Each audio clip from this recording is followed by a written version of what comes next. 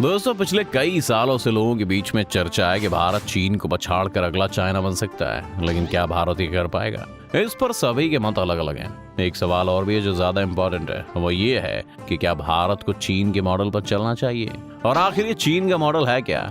इन सभी सवालों के जवाब हम तलाशेंगे आज की इस वीडियो में, तो अंत तक बने रहेगा हमारे साथ। लेकिन वीडियो शुरू होने से पहले अगर आप चैनल पर नए हैं या आपने अभी तक चैनल को सब्सक्राइब नहीं किया तो चैनल को सब्सक्राइब करना और बेल आइकन दबाना ना भूलें। तो दोस्तों, भारत और चीन में जो सबसे बड़ी सिमिलैरिटी है वो है पॉपुलेशन। और सिर्फ पॉपुलेशन ही नहीं, बल्कि एक यंग पॉपुलेशन। यंग पॉपुलेशन का फायदा ये होता है कि इन्हें ट्रेन किया जा सकता है फ्यूचर में आने वाली जॉब्स को लेकर। इसे अगर एक एग्जांपल से समझें तो अगर आज एक आदमी जो सिर्फ लैंडलाइन सेटअप करना जानता है तो वो काम ढूंढने में काफी मुश्किल का सामना करता होगा, और अगर इस आदमी की एज 40 या 50 साल के करीब है तो इस उम्र के पड़ाव पर एक नई स्किल सीखकर दोबारा मार्केट में स्ट्रगल करना हो सकता है उसके लिए मुश्किल हो। इसीलिए यंग पॉपुलेशन का फायदा ये है कि मार्केट के हिसाब से जल्दी बदल सकती है। अगर हमें ज्यादा डॉक्टर्स की जरूरत है तो सरकार को सिर्फ ज्यादा मेडिकल कॉलेजेस खोलने हैं जहां पर कम फीस में लोग पढ़ पाएं, और कुछ ही सालों में आपके पास डॉक्टर्स की नई आर्मी होगी, क्योंकि हमारे यंग पॉपुलेशन के कारण इन कॉलेजेस की सीट तुरंत भर जाएंगी।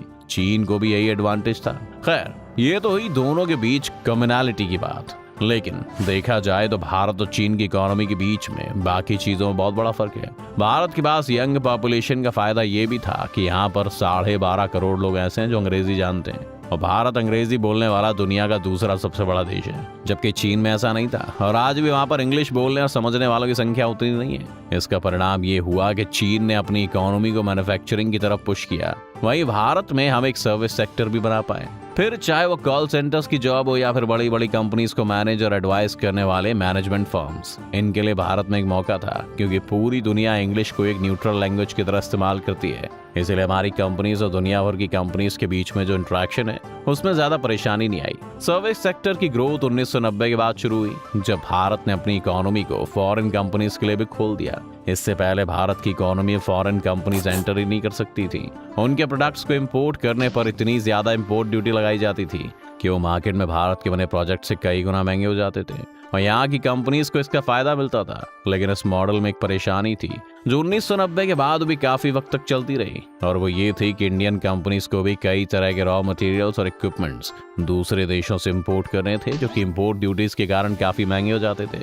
इसके अलावा आपको अगर एक बिजनेस खोलना है और 80 से ज्यादा गवर्नमेंट डिपार्टमेंट से परमिशन लेनी होगी आपको, और ये सिर्फ सारी क्लियरेंस लेने के लिए ही आपको किसी को हायर करना पड़ेगा ताकि वो सारा पेपर वर्क देख ले। ये बिजनेस सेटअप करने को इतना मुश्किल बना देता था कि या तो लोग अपना प्लान ही ड्रॉप कर देते थे या फिर इनफॉर्मल या ग्रे सेक्टर में ऑपरेट करने लग जाते थे। यानी वो अपना धंधा तो चला रहे हैं लेकिन बिना सरकार को बताए, जिससे हमारी इकोनॉमी में ब्लैक मनी बढ़ रही है और सरकार को भी रेवेन्यू कमाना था। इंपोर्ट पर इतना टैक्स लगाने के कारण एक नुकसान ये भी हुआ कि इंडियन कंपनीज का कोई कंपेटिटर नहीं था, और साथ ही हाई क्वालिटी प्रोडक्ट्स और टेक्नोलॉजीज को यहाँ लाना मुश्किल था। इसीलिए उन्होंने ऐसे प्रोडक्ट्स बनाने शुरू कर दिए जो भारत के लिए तो ठीक थे, लेकिन आप उन्हें दूसरे देशों में इंपोर्ट नहीं कर सकते थे। भारत में बनने वाली कार्स आज भी आप यूरोप या अमेरिका को नहीं बेच सकते, क्योंकि वहाँ की कंपनीज बेटर कार्स बनाती हैं, और इस बात को हमें मानना चाहिए। एक्सपोर्ट की वजह से भारत के पास फॉरेन रिजर्व हमेशा ही कम रहता था, और जब तक सोवियत यूनियन था तब तक तो भारत ने उनसे डॉलर्स खरीद कर अपना काम चला लिया। लेकिन सोवियत यूनियन के खत्म होते ही भारत को एक नया सोल्यूशन चाहिए था, और वो बनी लिबरलाइजेशन की पॉलिसी। इस पॉलिसी ने भारत को काफी ग्रोथ दी, और तब से अब तक भारत की इकोनॉमी हर 5 साल में डबल हो रही है। लेकिन दूसरी ओर अगर हम चीन को देखें तो उन्होंने एक्सपोर्ट और मैन्युफैक्चरिंग पर ही फोकस रखा, और आज उनकी इकोनॉमी भारत से 6 गुना ज्यादा बढ़ी है। तो इसलिए हमें ये भी समझ आया कि सिर्फ सर्विस सेक्टर पर ही डिपेंडेंट नहीं रहा जा सकता है। वर्तमान सरकार ने मेक इन इंडिया पर काफी जोर दिया है ताकि चीन की सक्सेस को यहाँ पर भी दरगाह दी जा सके। इसलिए बहुत तरह के पेपर वर्क्स को खत्म कर दिया गया है। फॉरेन कंपनीज को अब जल्दी लैंड मिल जाती है। कुछ सेक्टर्स में तो उन्हें शुरुआत करने के कुछ साल टैक्स फ्री कर दिया गया है ताकि वो अपने पैर अच्छे से यहाँ जमा पाएं। इसके कारण हम देख रहे हैं कि फॉक्सकॉन से लेकर एप्पल जैसी दुनिया की बड़ी बड़ी कंपनीज अब भारत में अपनी मैन्युफैक्चरिंग लेकर आने लगी हैं। लेकिन यहीं पर एक भ्रम भी पैदा होता है, और वो ये है कि भारत को अब सिर्फ मैन्युफैक्चरिंग पर ही फोकस करना चाहिए, जो कि बिल्कुल गलत है। हाँ, ये सच है कि चीन ने मैन्युफैक्चरिंग से ग्रोथ की है, लेकिन चीन के पास भी अगर भारत जैसा सर्विस सेक्टर होता तो वो दोनों ही सेक्टर को यूज करता, और आज जितना सक्सेसफुल है उससे और भी ज्यादा बड़ा होता। मैन्युफैक्चरिंग तो भारत में हो रही है, लेकिन भारत में सॉफ्टवेयर भी बन रहे हैं। इंडस्ट्रीज जो चीन नहीं जा सकती, उसकी एक बड़ी वजह है चीन का कॉपी कैट एटीट्यूड।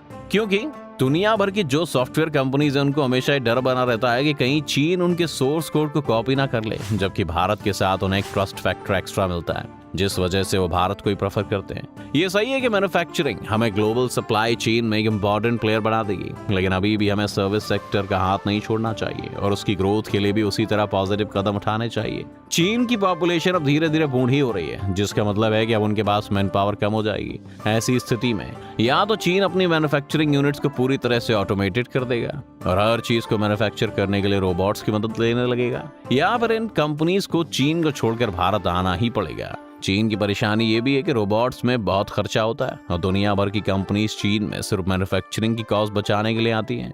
इसीलिए अगर उन्हें अब चीन में मैन्युफैक्चरिंग करने पर भी ज्यादा पैसा खर्च करना पड़ेगा तो उनके पास दो ही ऑप्शन है, या तो वो अपने देश में मैन्युफैक्चरिंग यूनिट्स को खोल ले, क्योंकि जब चीन और यूरोप में मैन्युफैक्चर करने में कोई प्राइस का फर्क ही नहीं रह जाएगा तो कोई भी कंपनी अपने मार्केट के पास ही मैन्युफैक्चरिंग यूनिट सेटअप करना चाहिए। इसका एक दूसरा सोल्यूशन ये है कि वो भारत के पास आएंगे, क्योंकि भारत आने पर उन्हें सेम क्वालिटी में वो प्रोडक्ट मिल जाएगा, और क्योंकि यहाँ पर ना सिर्फ यंग लोग हैं बल्कि उन्हें यूरोप के मुकाबले मैन पावर पर कम पैसा खर्च करना पड़ेगा, क्योंकि उनके पास एक बहुत अच्छा रीजन रहेगा यूरोप या अमेरिका में फैक्ट्री सेटअप ना करते हुए भारत आना। लेकिन इस चीज से भारत को भी ये सीखना होगा कि मैन्युफैक्चरिंग के दम पर आप अकेले इकोनॉमी नहीं चला सकते।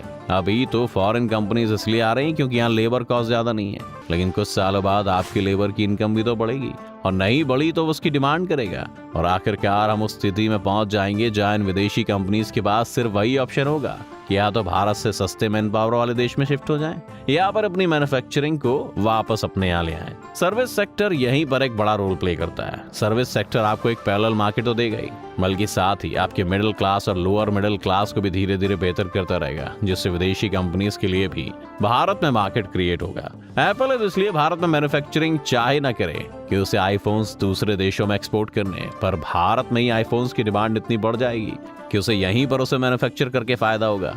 इसीलिए मैन्युफैक्चरिंग बेस्ड इकोनॉमी बनना हमेशा से एक टेम्परेरी सोल्यूशन रहता है। इसका सबसे बढ़िया एग्जांपल अमेरिका है, जिसने दोनों विश्व युद्धों के दौरान सिर्फ आखिर में वॉर ज्वाइन की, और तब तक उसके मैन्युफैक्चरिंग सेक्टर ने उन्हें बहुत बड़ा बना दिया, क्योंकि वॉर के कारण डिमांड तो बहुत बढ़ गई थी, लेकिन यूरोप में वॉर चल रही थी और इसीलिए नई फैक्ट्रीज लगाना वहां पर इम्पॉसिबल था। अमेरिका ने अपनी मैन्युफैक्चरिंग के दिनों में कमाई गई दौलत को फिर दूसरी जगह इन्वेस्ट किया।